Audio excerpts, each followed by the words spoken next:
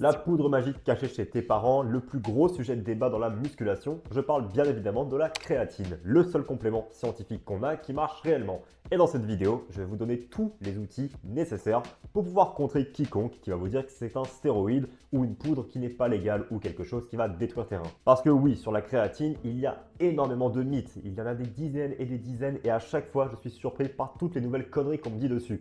Du coup, il y a une grande vidéo qui doit être faite. Donc si tu es prêt à me donner 10 minutes de ton temps, je vais t'expliquer tout ce qu'il y a sur la créatine avec toutes les études scientifiques actuelles à jour pour que tu n'aies pas à faire des recherches dans le futur car tu auras tout vu ici. La créatine est une substance qu'on trouve naturellement dans les muscles. Ton corps en possède déjà et elle va aider à la production d'énergie pour les activités courtes comme par exemple la musculation, les sprints ou le saut vertical. Pour ceux qui savent ce que c'est l'ATP, félicitations. Pour les autres, l'ATP c'est de l'adénosine triphosphate. Pour faire court, c'est un peu l'essence de notre corps. C'est la mesure d'énergie qui va être utilisée pour produire des contractions musculaires.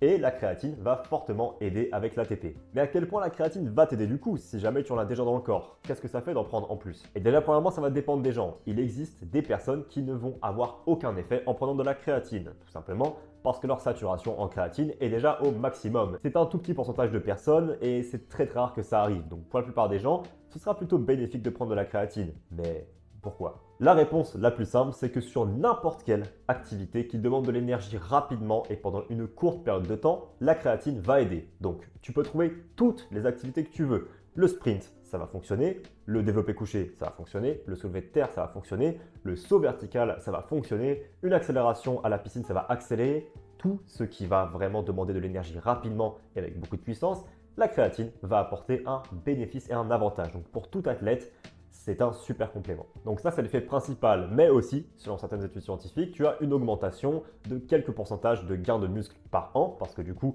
vu que tu augmentes tes performances, tu as un meilleur stimulus, donc techniquement, tu vas prendre un peu plus de masse musculaire chaque année, sauf que c'est de l'ordre de peut-être quelques pourcents. Sauf que sur 5 ans, 1 ou 2%, ça devient 5 à 6% et ça change vraiment tous les résultats. Et c'est vraiment les effets principaux de la créatine sur le corps. C'est un complément qui aide à la performance, mais ce n'est pas non plus un miracle. Comme toute chose qui est naturelle et légale, l'effet est plutôt moindre. Mais bon, gagner 2-3 répétitions de plus sur tous les exercices, je trouve ça assez intéressant, surtout qu'il y a d'autres avantages à prendre de la créatine qu'on verra après. Mais au moins, si jamais tu veux vraiment acheter un complément qui sert à quelque chose, il n'y a que la créatine, parce que au moins on sait que ça augmente de quelques répétitions et ce n'est pas un complément comme tous les autres qui se vend révolutionnaire et qui augmentera ta testostérone de 400%. Non, c'est l'unique complément qu'on a qui fonctionne un petit peu. Donc ça, c'est tout ce que tu as à savoir sur les effets principaux. Il y a bien d'autres effets qu'on va voir après, mais l'effet principal, c'est augmentation de la force, augmentation de la prise de muscle et augmentation de la puissance, c'est-à-dire la force que tu peux produire sur des efforts comme le sprint ou le saut vertical. Mais maintenant, il y a le plus gros monstre, tous les mythes sur la créatine. J'ai fait une vidéo sur TikTok quand j'ai commencé à faire des vidéos et c'était un post avec des études scientifiques. Et sur tous les commentaires que j'ai eus, il y avait des choses, je me suis dit, mais comment c'est possible qu'une personne puisse croire ça? Donc je suis allé voir dans mes commentaires et j'ai repris un peu plus les plus grosses conneries que j'ai vues et que j'ai lues, auxquelles parfois je n'ai même pas répondu par flemme, et je vous ai classifiés en mythes que je vais débunk ici. Ok, le plus gros mythe sur la créatine, c'est que la créatine endommage les reins, parce que les gens, généralement, confondent créatine et créatinine, qui ne sont pas du tout pareils. Et beaucoup d'études scientifiques récentes et anciennes démontrent qu'il n'y a aucun effet associé à la créatine sur les reins. Il y a même une étude qui démontre qu'avec une personne ayant un seul rein sous dialyse, il n'y avait pas d'effet négatif pour la créatine. Et ça, quelle que soit la durée d'utilisation. Tu n'as pas besoin de faire de cure de créatine et arrêter tous les 2-3 mois pour préserver tes reins. Il n'y a vraiment aucun effet prouvé sur les reins. C'est juste des gens qui ont fondu créatine et créatinine et c'est allé un petit peu trop loin parce que les mauvaises nouvelles et les conneries se répandent extrêmement vite et beaucoup plus vite que la vérité. Et le mythe numéro 2 qui est associé à celui-là, c'est que la créatine provoque de la déshydratation et des crampes et qu'il faut boire énormément d'eau si tu ne veux pas avoir les effets négatifs de la créatine. Et encore une fois, comme toute chose que je vais présenter ici, pareil, c'est complètement faux. Au contraire, la créatine va augmenter la rétention d'eau dans les muscles, ce qui fait que tu pourras avoir plus d'eau, donc éviter encore plus la déshydratation et les crampes. C'est encore une fois totalement l'inverse, ce qui me surprend que ça devienne un mythe. Le mythe numéro 3, c'est que la créatine fait prendre du poids. Et en effet, elle fait prendre du poids. Sauf que le poids qu'elle te fait prendre, c'est de l'eau. Et le corps peut manipuler l'eau à souhait. Ce n'est pas vraiment de la graisse et ce n'est pas vraiment du poids comme tel. C'est juste de l'eau que tu peux prendre ou perdre. Donc en fait, oui, en effet, si jamais tu commences à prendre de la créatine, tu vas prendre 2-3 kilos. sauf que ce n'est pas des kilos de graisse, donc tu t'en moques complètement, parce que si tu venais à suer et faire une performance physique énorme, tu perdrais complètement l'eau que tu avais en plus sur ton corps. Le mythe numéro 4, c'est qu'il existe des formes plus pures et meilleures que la créatine. La meilleure créatine qu'on a et qui est étudiée, c'est la créatine monohydrate, qui est la créatine la moins chère. Et beaucoup de marques veulent te vendre leur version de la créatine, comme la Créapure ou d'autres choses, qui sont des versions purifiées de la créatine, alors que vraiment, c'est plus du marketing qu'autre chose et ça ne va absolument rien changer que tu prennes une créatine à 50 € le kilo ou à 10 € le kilo. C'est de la créatine. Le mythe numéro 5, et ça c'est vraiment le mythe des parents, c'est que la créatine est un stéroïde. La créatine n'est pas un stéroïde. Présente naturellement dans le corps, elle ne va absolument pas jouer sur nos zones androgènes ou sur nos hormones. C'est juste quelque chose qui va aider à produire de l'énergie. L'effet par rapport aux stéroïdes est complètement différent. Le mythe numéro 6, et c'est celui qui m'a le plus surpris, dans les commentaires TikTok, le mec a dit « Attention, la créatine est hypoglycémiante, il ne faut pas la prendre avant l'entraînement. » Vraiment, là, je suis sans voix quand je lis ce genre de truc. La créatine n'est pas hypoglycémiante, tout le contraire d'ailleurs, elle peut même aider à réguler la glycémie dans le corps. Donc c'est totalement l'inverse encore une fois, et je ne sais même pas d'où ça vient, parce qu'encore une fois, la créatine, c'est seulement une substance qui aide à la production d'énergie. Elle n'a rien à voir avec le sucre dans le corps. Mais bon, à ce qui paraît, selon une étude de 2011, ça aide à la régulation de la glycémie. Donc à travers le mythe de ce gars-là qui l'a propagé, j'ai appris quelque chose que je ne savais même pas sur la créatine. Et le mythe numéro 7, c'est la créatine qui causerait la calvitie. Alors, ce mythe vient d'une seule étude qui avait été faite sur des rugbyman, et c'est une étude qui n'a jamais été reproduite, ce qui est très très mauvais signe pour une étude scientifique.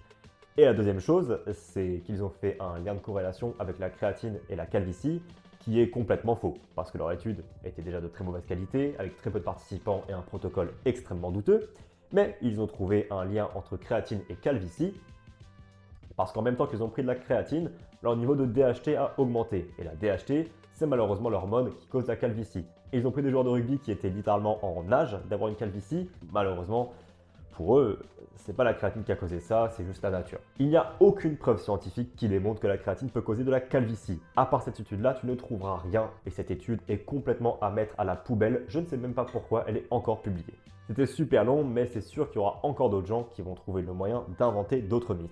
Mais en tout cas, c'est les principaux mythes que j'ai pu voir et que j'ai pu entendre que je vous ai résumés ici. Mais attention, je ne dis pas que la créatine n'a que des effets positifs. Et même si mon biais te dirait que oui, il existe quelques effets négatifs à prendre en compte quand même. Le premier, qui est la rétention d'eau. En effet, chez certaines personnes où le poids peut absolument et complètement changer la performance, comme par exemple un pilote de F1 ou un pilote de MotoGP, où en effet 2-3 kg va ralentir la machine, il est vrai que la rétention d'eau causée par la créatine ne sera pas un avantage pour eux. C'est, je pense, un des seuls sports où la créatine ne serait pas utile. Numéro 2, les troubles gastro-intestinaux. Il existe en effet certaines personnes chez qui la créatine peut provoquer des petits problèmes aux toilettes. Et bon, bien que ça n'a aucun impact sur la santé, il est vrai que ça peut être un peu ennuyeux. Si tu es une de ces personnes-là, je te conseille de ne jamais prendre la créatine à jeun et de prendre ta créatine tout en mangeant un repas. Ça devrait un peu minimiser ce problème gastro-intestinal. Et le numéro 3, ça peut fausser les tests sanguins parce que prendre de la créatine va augmenter la créatinine et ce n'est pas grave, juste sur un test sanguin, tu auras une créatinine qui est augmentée. Et le problème, c'est que chez une personne qui ne prend pas de créatine ou qui ne fait pas de musculation, un taux de créatinine élevé est un signe qu'il y a un problème. Sauf que pour nous, qui allons à la salle et qui prenons de la créatine, c'est tout à fait normal. Donc sur un test sanguin, ça peut fausser cette valeur-là, c'est tout.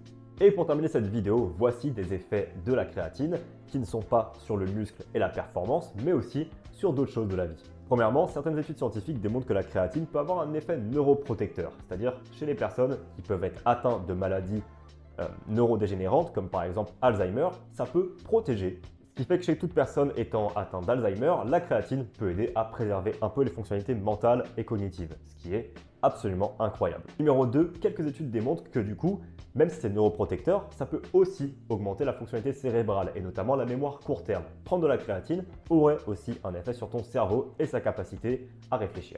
Numéro 3, la créatine pourrait augmenter la densité osseuse. En effet, si ça peut augmenter la masse musculaire, ça doit aussi augmenter la densité des os, des tendons et des ligaments par le même mécanisme qu'elle augmente la force musculaire et le gain de muscle. Quelques études démontrent qu'encore une fois, sur le cerveau et sur la santé mentale, la créatine pourrait aider. Sur une étude de 2007, ils ont démontré qu'il y avait un effet positif chez des gens bipolaires. C'est des choses à prendre en compte quand même. La créatine peut avoir un effet assez significatif sur notre cerveau et nous rendre plus intelligents et nous protéger de certaines maladies mentales ou aussi de déclin. Et enfin, le dernier, la créatine pourrait aider à gérer le glucose, comme le mythe l'a démontré, et je ne savais pas, du coup, je suis allé dans un trou de lapin où je me suis rendu compte que la créatine pouvait aussi gérer le niveau de sucre sanguin et l'améliorer pour les gens qui ont des problèmes de tension, de diabète.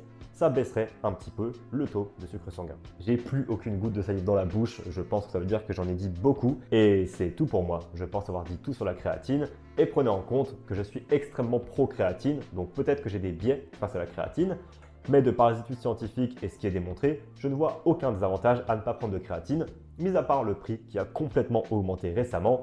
C'est la seule raison pour laquelle une personne ne devrait pas prendre de créatine pour moi, c'est le prix. Sinon, tout le monde devrait prendre de la créatine.